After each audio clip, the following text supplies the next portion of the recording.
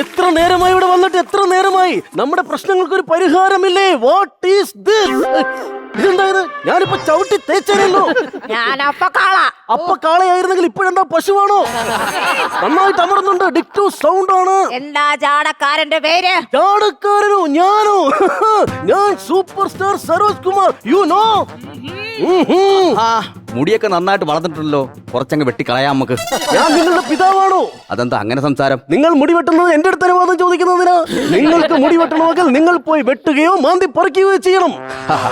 ഞാൻ ബാർബർ ബാലൻ, നിങ്ങളുടെ മുടി വെട്ടി തരാന്നാ പറഞ്ഞു. ഞാൻ ഈ കണ്ട ലോക്കൽസിനെ കൊണ്ടൊന്നും മുടി വെട്ടിക്കാറില്ല. ഞാൻ നല്ല കൂടിയ സലൂണിലാണ് മുടി വെട്ടാറ്. യുനോ? താളത്തിൽ ദിനേശൻ ഒന്നുകൊണ്ടും പേടിക്കണ്ട. ഈ കോട്ടപ്പള്ളി പ്രകാശൻ നിന്റെ എല്ലാ പ്രശ്നങ്ങളും തീർത്തു തരും. ദേ, ഇത് ചർച്ച ചെയ്യാൻ വേണ്ടിട്ട് ഇന്നലെ നിന്റെ വീട്ടിൽ വരാൻ ഞാൻ ആലോചിക്കായിരുന്നു. സുന്ദരിയായ എന്റെ ഭാര്യ വീട്ടിലുള്ളപ്പോൾ നീയൊക്കെ ചർച്ച ചെയ്യാൻ വരുമെന്ന് എനിക്ക് അറിയാമായിരുന്നു. ഞാൻ തല്ലി ഓടിച്ചു. ഇതുകൊണ്ടാണ് നിന്നെ സംശയ രോഗി എന്ന് എല്ലാരും വിളിക്കുന്നത്. ഓരോലൊക്കെ കിട്ടുമോ? എന്തിനാ? ഈ തലമണ്ട അടിച്ചു പൊളിക്കാൻ. ആ തലമണ്ട അടിച്ചു പൊളിക്കാൻ. ഫൈറ്റ് വേണ്ട, ഫൈറ്റ് വേണ്ട. നമ്മളുടെ എല്ലാവരുടെയും പ്രശ്നം ഒന്നാണ്. അതുകൊണ്ട് അത് പരിഹരിക്കാൻ നോക്കൂ. അച്ഛനെപ്പ വന്നു? അച്ഛനോ? അതല്ല, സരോജപ്പ വന്നു. വെറും സരോജ് അല്ല, സൂപ്പർ സ്റ്റാർ സരോജ് കുമാർ. എല്ലാവരും ക്ഷമിക്കണം, ഞാൻ വരാൻ കുറച്ച് ലേറ്റായി. അല്ലേ തന്നെ വിജയമാഷ് എപ്പോഴാ കറക്റ്റ് സമയത്ത് വന്നിട്ടുള്ളേ? ഉത്തരവാദിത്വം ഇല്ലായ്മയുടെ അങ്ങേയറ്റമാണ് വിജയമാഷ്. എല്ലാവരും വന്ന സ്ഥിതിക്ക് നമുക്ക് പരാതി ബോധിപ്പിക്കാൻ അകത്തേക്ക് ഇരച്ചു കയറാം. പരാതിയുണ്ട്.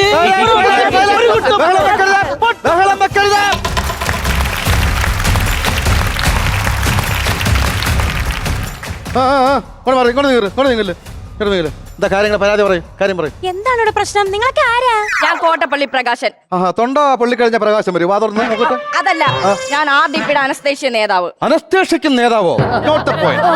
എഴുതി വെച്ചോളൂ. അതല്ല, അനുഷേദ്യ നേതാവ്. അപ്പൊ കൂടുതലായിട്ട് പറയണം. പോലീസ് സ്റ്റേഷനാ പറഞ്ഞ മനസ്സിലായല്ലോ. ഞാക്കൊരു പരാതി ബോധിപ്പിക്കാനുണ്ടാവും. എന്നാ പരാതി എഴുതരൂ. പരാതി എഴുതി തരണോ? നിർബന്ധമാണോ? നിർബന്ധമാണ്. എന്നാ ഞാക്ക് പരാതി ഇല്ല. ഒരു കാണു പരാതി. സാർ, ഞാൻ ബാർബർ ബാലൻ. എന്താ ജോലി? കട്ടിങ്ങും ഷേവിംഗ്. എങ്കിൽ രണ്ടും ഓരോ പ്ലേറ്റ് പോരട്ടെ. അത് ചിരിക്കണ്ട. താങ്കൾ ആരാന്ന് പറയൂ. ഞാൻ തളത്തിൽ ദിനേശൻ. ഭാര്യയെ കൊണ്ടുവന്നിട്ടുണ്ടോ? എന്തിനാണ് എന്റെ ഭാര്യയെ നിങ്ങൾ കാണുന്നത്? എന്റെ ഭാര്യയെ നിങ്ങൾ കാണേണ്ട ആവശ്യമില്ല മിസ്റ്റർ.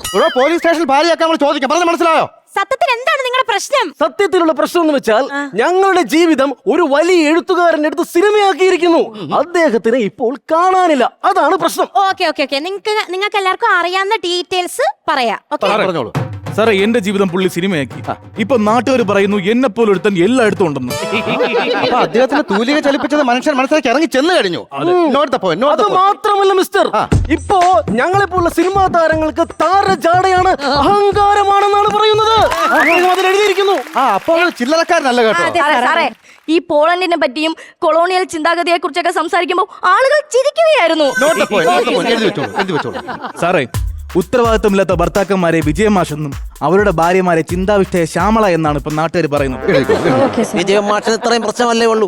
അപകർഷതാബോധവും പൊക്കമില്ലായ്മയും സുന്ദരിയായ ഭാര്യയും ഇതൊക്കെയാണ് എന്റെ വിഷയങ്ങൾ. സുന്ദരിയായ ഭാര്യ നിങ്ങൾക്കുണ്ടെങ്കിൽ സിനിമയിൽ അഭിനയിക്കാവൂ. ഓരോലൊക്കെ കിട്ടുമോ? ഭാര്യ വീട്ടിലിരുന്നോട്ടെ. ഡീറ്റെയിൽസ് എല്ലാം പറഞ്ഞു കഴിഞ്ഞോ? ഇനി ആർക്കെങ്കിലും പറയാനുണ്ടോ? പറഞ്ഞോളൂ. ഞങ്ങളെ പോലുള്ള താരങ്ങൾക്ക് ഇപ്പോൾ താരജാട കാണിക്കാൻ പറ്റുന്നില്ല. കാര്യം തെളിച്ചു പറയൂ. ക്യാരവനകത്ത് കയറി ഇരുന്നിട്ട് ഒരു ജ്യൂസ് ഓർഡർ ചെയ്യാൻ പറ്റുന്നില്ല. അണ്ടിപ്പരിപ്പോ കശുവണ്ടിയോ ബദാമോ ഓർഡർ ചെയ്യാൻ പറ്റുന്നില്ല. ഇത് ചോദിക്കുമ്പോൾ തിരിച്ചൊരു ചോദ്യം. എന്താണ്? നിങ്ങൾ സരോജ് കുമാറിന് പഠിക്കുകയാണോ എന്ന്. അപ്പൊ അദ്ദേഹത്തെ കുറിച്ച് നമ്മൾ മാനിക്കണം. കാരണം പ്രൊഡ്യൂസർ സ്ഥാനത്ത് നിന്ന് പോലും അദ്ദേഹം സിനിമ എടുത്തിരിക്കുന്നു. സാറേ, അല്ലേ? അവരൊക്കെ ക്യാരവാനിൽ ജീവിക്കുന്ന ആളുകളാ. ഞങ്ങളെ പോലുള്ളവരൊന്നും അങ്ങനത്തെവരല്ല. ഞാൻ പെണ്ണ് കാണാൻ പോയപ്പം അവിടെ രാഷ്ട്രീയം സംസാരിച്ചെന്നും പറഞ്ഞ് അതിനെ ചൊല്ലി കഥ എഴുതിയ ആളാണ് അദ്ദേഹം. അപ്പൊ ഒരു കാര്യം മനസ്സിലായി. ചീറിപ്പാഞ്ഞ് വരുന്ന വെടിയുണ്ടകൾക്ക് നേരെ വിരുമാറി കാട്ടിക്കൊടുക്കൂ എന്നെഴുതിയ വ്യക്തിയല്ലേ? അതെ. ഏകദേശം ആളുടെ രൂപങ്ങളൊക്കെ എനിക്ക് മനസ്സിൽ വന്നു തുടങ്ങി കേട്ടോ. എനിക്ക് പറയാനുള്ളത് കൂടെ കേൾക്കാം. എന്നെ പോലുള്ള ഒരു വിദ്യാഭ്യാസവും വിവരവും ഇല്ലാതെ കാള കളിച്ച് നടക്കുന്ന ആളാണെന്ന് അദ്ദേഹം ധരിപ്പിച്ചിരിക്കുന്നത്. അന്ന് ഒരു റിട്ടേൺ ഒരു പരാതി എഴുതരൂ. വീണ്ടും പരാതി എഴുതണോ? നിർബന്ധമാണോ? നിർബന്ധമാണ്. ചുമ്മാ പറഞ്ഞുള്ള എനിക്ക് പരാതി. സാറേ സാറെന്തായാലും കാണാൻ നല്ല ഭംഗിയും നല്ല സുമുഖനും നല്ല സുന്ദരനുമായ ഒരു വ്യക്തിയാണ്. അപ്പൊ സാറ് വിചാരിച്ചാൽ എന്തായാലും ഈ പ്രശ്നത്തിന് ഒരു പരിഹാരം ഉണ്ടാക്കാൻ പറ്റും. എവിടാ ജോലി എന്ന് പറഞ്ഞ്? ബാർബർ ബാലൻ. അവിടെ പോയി പതച്ചാ മതി, ഇങ്ങോട്ട് പതയത്തില്ല. അതല്ല സാറേ, സാറേ അദ്ദേഹം എഴുതി വെച്ചതനുസരിച്ച് ഏതെങ്കിലും സിനിമാക്കാരുമായിട്ട് സൗഹൃദം ഉണ്ടെന്ന് പറഞ്ഞാൽ അപ്പ പറയും ബാർബർ ബാലനും അശോക് രാജുവാണെന്ന്. എന്തായാലും അദ്ദേഹം ചില്ലറക്കാരനല്ല. തീർച്ചയായും. അപ്പൊ ഇതിനകത്താണ് രാഷ്ട്രീയമുണ്ട്, അതുപോലെ തന്നെ സൗഹൃദമുണ്ട്, വേണ്ട സിനിമയുണ്ട്, സംശയമുണ്ട്, ഉത്തരവാദിത്ത കുറവുണ്ട്. ഓ ഞാളെ കാര്യം കൂടെ പറയാൻ പ്രാ. വിവരമില്ലായ്മയുണ്ട്. അപ്പൊ ഇതെല്ലാം കൂടെ വെച്ചാണ് അദ്ദേഹം സിനിമ ചെയ്തിരിക്കുന്നത്. ഓക്കെ സാർ, കേട്ടോ? ഇവരുടെ ശമ്പളത്തിന്റെ കാര്യം ഒന്ന് ചോദിക്കാം. എന്താണ് നിങ്ങൾക്ക് എന്താ ശമ്പളം? സാർ എനിക്കൊരു തുച്ഛമായ വരുമാനമൊക്കെ ഉള്ളൂ. Very good. അവിടെ നമുക്ക് എന്താ ശമ്പളം ഉള്ളത്? സാർ ഞാൻ അധ്യാപകനല്ലേ, അതിന്റേതായ ശമ്പളം എനിക്കുണ്ട്. Okay okay. സരോജ് കുമാറിന് എന്ത് ശമ്പളം ഉണ്ട്? കോടികളല്ലേ കോടികൾ. അതെ. അപ്പൊ അങ്ങേ അറ്റം മുതൽ ഇങ്ങേ അറ്റം വരെ ഉള്ളവരെ വെച്ച് അദ്ദേഹം സിനിമ ചെയ്ത് കഴിഞ്ഞിരിക്കുന്നു. അമ്പ്രാ, ഞാൻ ഇത്തിരി മാറിയിരിക്കുന്നു പറഞ്ഞു എന്റെ കാര്യം മറന്നു പോകാം പ്രാ. എന്റെ ഓക്കെ ഓക്കെ. അപ്പൊ ദരിദ്രരായ ആൾക്കാരെ കൂടി ഇദ്ദേഹം ഉൾപ്പെടുത്തിയിരിക്കുകയാണ്. Okay sir, okay. എഴുതിക്കോളൂ.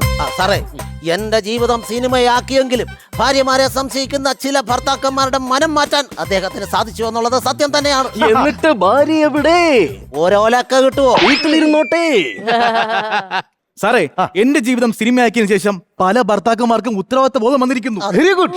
സാറേ രാഷ്ട്രീയത്തിന്റെ പേരിൽ നടന്നിരുന്ന കുറെ ആളുകൾ സന്ദേശം എന്ന് പറയുന്ന സിനിമ വന്നതിന് ശേഷം ഇതേ എത്ര പേരാ ജോലിക്ക് പോകാൻ തുടങ്ങിയെന്നറിയോ? സാർ ഇപ്പൊ എനിക്കൊരു കാര്യം മനസ്സിലായി.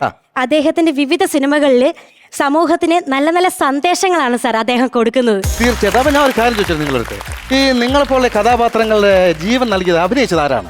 അദ്ദേഹം തന്നെയാണ്. ആണല്ലോ. അപ്പൊ ഇതിനകത്ത് ഒരു കാര്യം മനസ്സിലാക്കണം. കഥ, തിരക്കഥ, സംവിധാനം, സംഭാഷണം, അഭിനയം, നിർമ്മാണം ഇതെല്ലാം കൂടി കൂടിച്ചേരുമ്പോൾ ഒരേ ഒരാളെ മലയാളത്തിലുള്ളൂ, നമ്മുടെ ശ്രീനിവാസൻ സാർ. അതുകൊണ്ട് തന്നെ അദ്ദേഹത്തിന്റെ രചനയും അദ്ദേഹവും ഈ ഭൂമി ഉള്ളിടത്തോളം കാലം എന്നും നിലനിൽക്കും. അദ്ദേഹത്തിന് വേണ്ടി നമുക്കെല്ലാവർക്കും ഒരു വട്ടം കൂടി പ്രാർത്ഥിക്കാം. പറയാതെ അറിയാതെ നീ പോയതല്ലേ, മറുവാക്ക് മിണ്ടാഞ്ഞതല്ലേ.